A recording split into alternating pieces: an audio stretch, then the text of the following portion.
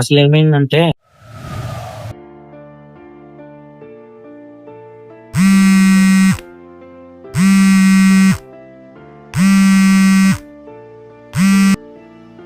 రే బయట రారా. వస్తున్నానురా.